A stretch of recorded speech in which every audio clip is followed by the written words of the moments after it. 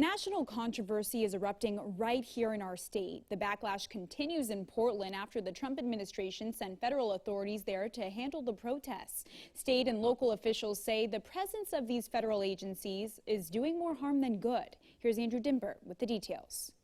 After more than 7 weeks of generally peaceful but contentious protests in Portland, Oregon, federal officials have moved in.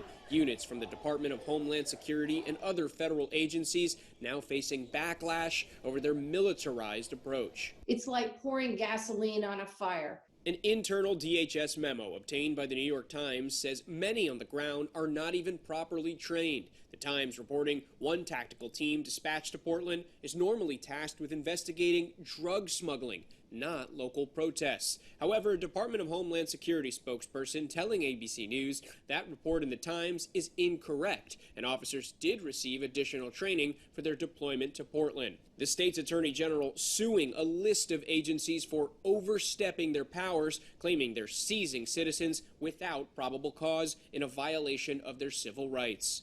4 or 5 men in camo jump out and just start rushing at all of us. It was absolutely terrifying. President Trump defending his administration's actions this morning, tweeting, "We are trying to help Portland, not hurt it," telling Fox News, "If we didn't take that stand, right now you would have a problem like they were going to lose Portland." Portland's mayor says the federal presence is escalating the situation. Their presence here is actually leading to more violence and more vandalism, and it's not helping the situation at all. They're not wanted here. We haven't asked them here. In fact, we want them to leave. House Speaker Nancy Pelosi and Oregon Representative Earl Blumenauer releasing a joint statement against the tactics being used by federal officers in Portland, writing in part, "The House is committed to moving swiftly to curb these egregious abuses of power immediately." Oregon Senator Jeff Merkley says when he gets back to Washington, D.C. next week, he's going to introduce an amendment to the defense bill in an effort to limit the Trump administration's power to send federal agents to places like Portland.